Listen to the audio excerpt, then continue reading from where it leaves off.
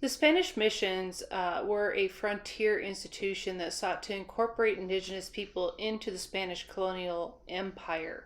Its Catholic religion, certain aspects of its Hispanic culture, and through the formal establishment of recognition of sedentary Indian communities, entrusted to the tutelage of missionaries under the protection and control of the Spanish state. The Franciscans who monitored over these missionaries of the missionary colleges in New Spain, establishing the missions in Texas, were expected to closely supervise Native Americans, Indians as they were called, in their assimilation into Christianity and Spanish political and economic practices until the missions were no longer required to have a special status. In the late 1700s, an effort to secularize the churches was underway. The last church in Texas to be secularized would be in 1830. And with that, the command properties were then privatized, and civil life became a purely secular affair. And the direction of the church was then was transferred from missionary religious orders to the Catholic archdiocese. The Cohitacans, which is a generalized term of the numerous groups of Native Americans that lived in this region, they, amongst the Franciscans, along with Franciscans, I should say, came closest to establishing this ideal system among the hundreds of these Indian groups that lived in the region. They had a subsistence of economy of hunting and gathering, but they were weaker militarily than both the Spanish and the more warlike Indians. And very often the Indian mission populations were decreasing because of epidemics and attacks. Along with the Mexican War for Independence, all of these things began to increase pressure for secularization of the mission properties. On our mission tour today, we're going to look at the 5 missions that are along the San Antonio River. They consist of Mission Espada, where we are currently, Mission San Jose, Mission San Juan, Mission Concepcion, and the Alamo, which was originally Mission San Antonio de Valero. The region of Mission San Antonio de Valero would originally be called Villa de San Fernando, which is going to become the seat and the home of what will later become the city of San Antonio. Our first stop on the mission trail today is Mission Espada. It is one of the most southern located missions here in San Antonio. Originally established in East Texas in 1690, it was later moved up here to San Antonio in 1731. Its primary purpose was, much like the rest of the missions that are here in San Antonio, was conversion of Native Americans to Christianity. Its location is very specific because it is up along the San Antonio River, which would allow for agricultural lands and other things to keep the mission prosperous. One of the most significant accomplishments of the Spanish colonial residents of San Antonio was their construction of a complex and expansive irrigation system comprising dams, gates, and irrigation canals. Beginning roughly probably in about 1718, when the first settlers arrived, these systems are known as the acequias, which enabled the missions to thrive and also determine their settlement patterns. The placement also influenced the development of other infrastructure. The term itself was derived from the Arabic word al-sakia, or ditch. Today we would call it the aqueduct, and it runs the length of all 5 missions all the way up through San Antonio Center and the Alamo. All of the missions were located along the San Antonio River so that they could establish the acequias, which also established the waterways that they used between each of the missions in order to ensure the farmland and agricultural needs of each of the missions.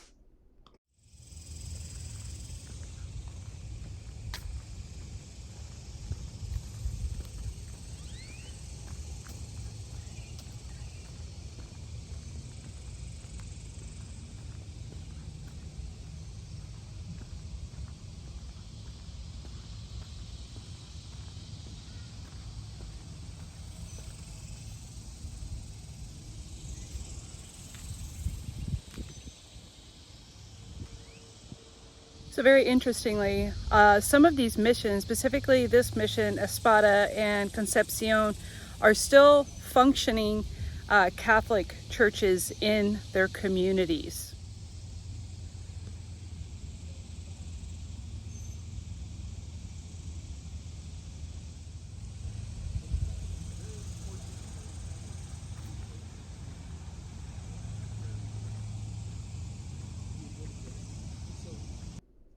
Take note of the design of the doorway into Mission Espada. Those stones were actually misplaced.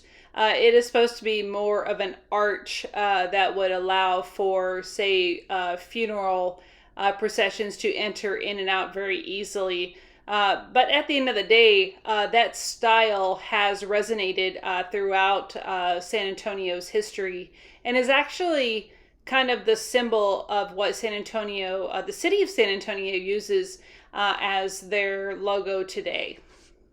So, let's do that.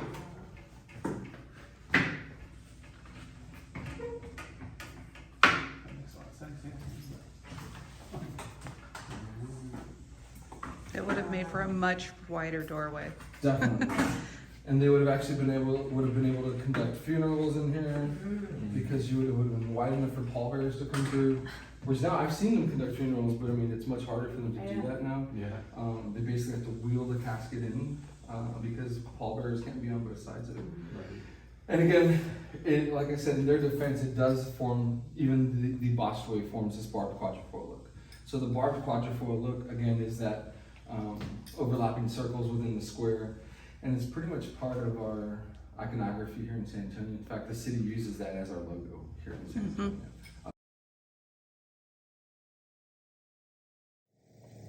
We've arrived at Mission San Juan, and you can see the church and the other buildings in the background here. By the time that the original church was erected, they had also created several other buildings on the site, a convent, a granary, some storage facilities, as well as what historians and archaeologists believe to have been very traditional places for Native Americans to live on site, because of course the mission function was to primarily convert Native Americans to Christianity. The stonework around many of the missions has, been preserved and has been kept up throughout the many years that it has been part of the World Heritage Foundation. There are ongoing efforts to ensure that the stonework maintains its viability in order to maintain these national treasures that we have here in San Antonio. So yeah, we're doing some repointing out here. We're taking out all the old mortar. We were getting a lot of gaps between the rock and mortar. So a lot of water was getting in the wall, saturating and deteriorating everything. So we're chiseling everything out, and then we're putting a softer mortar back that's more breathable. Okay. And we're going to fill voids. A lot of the interior of the wall was eroded, so like we were getting like soil at the bottom, and then just empty voids throughout the wall.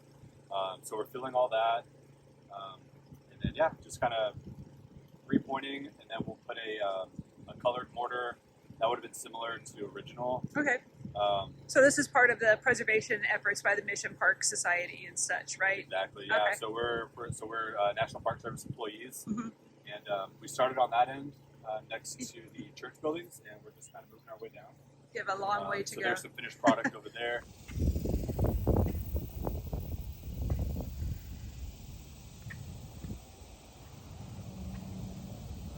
I am bilingual ranger William. I am an employee here permanently at Mission San Jose and Mission San Juan, Espada, Concepcion, the Aqueduct, and El Rancho de las Cabras, which are our 6 sites that are part of San Antonio Mission's National Historical Park. There's another, and that would be San Antonio de Valero, better known as the Alamo. I work here as a bilingual ranger, so I do things in both English and Spanish. We have brochures that are bilingual. We also have programming that's bilingual. And we have a number of visitors that come from Spanish-speaking countries. Many of them not English speakers at all, so I'm there to help translate and do that sort of thing. San Juan, like many of the other missions, goes by a much loftier title, this one being San Juan Capistrano. This mission was purposely put here to facilitate the assimilation of the Native Americans into the Spanish society.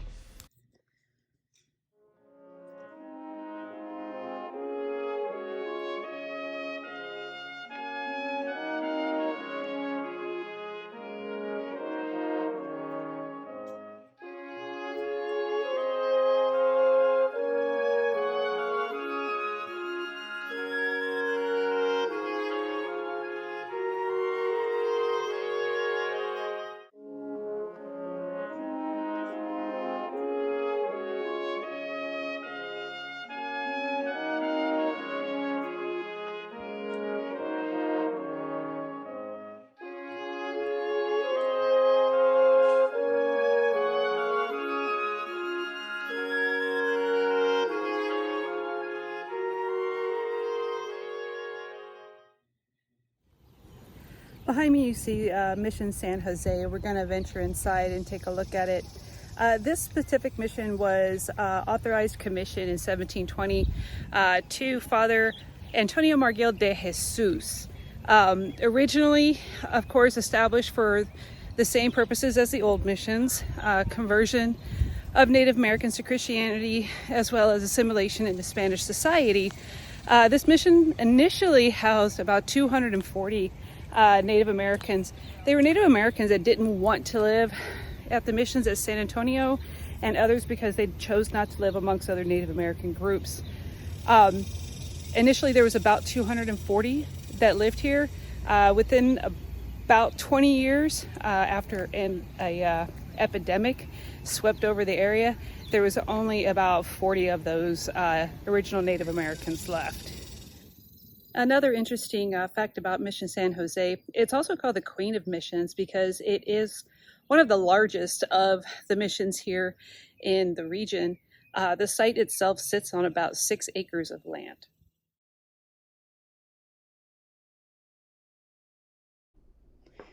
The stone encampment you see here was primarily used to house the Native Americans that lived within the mission. They were laborers, as well as the soldiers who were considered the Presidio soldiers. That wall encampment is considered the Presidio. Not all missions had a Presidio. Within this Presidio, they did have a convent and other functioning agents to support the mission, and it was the primary mission of the soldiers of the Presidio to protect the mission and its inhabitants, which also meant collecting Native Americans that may have escaped from the mission.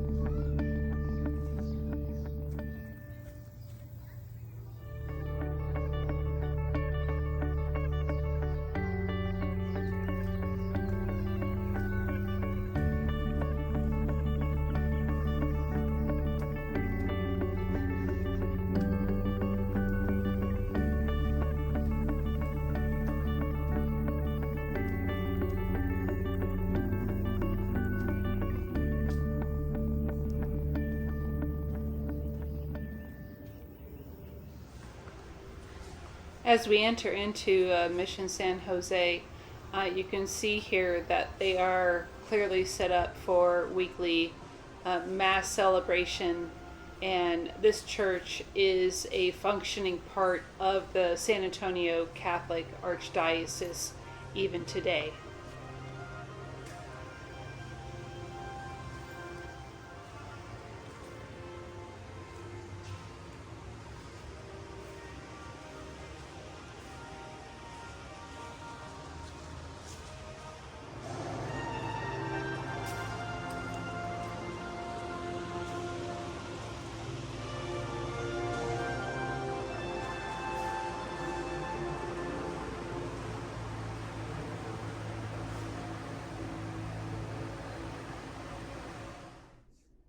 Nuestra Señora de la Purísima Concepción de Acuña Misión, otherwise known as Mission Concepcion, originally established in East Texas in 1716 and moved to San Antonio in 1731. It is the best preserved Spanish mission in Texas.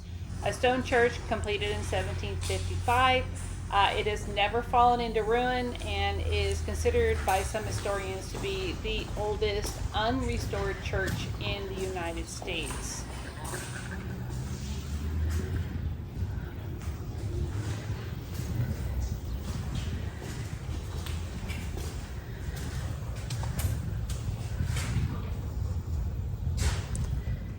Frescoes can be found in many of the missions. Basically, it's a type of mural painted directly onto wet plaster so that the paint becomes an integral part of the surface finish. This can also be found inside the walls of the Alamo.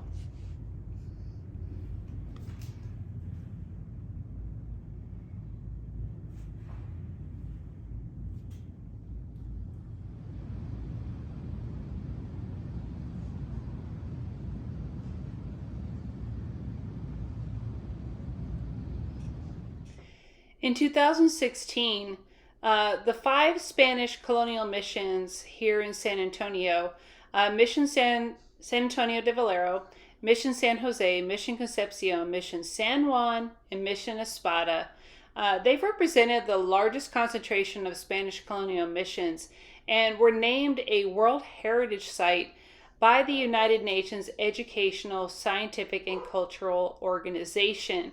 These 18th century Spanish priests, which established these 5 Catholic missions along the San Antonio River, they created an ethnically diverse society that continues to influence San Antonio to this day. The Alamo. The Alamo conjures up thoughts of great men like Crockett, Travis, Houston, Seguin. But long before the Battle of the Alamo has a very long and rich history.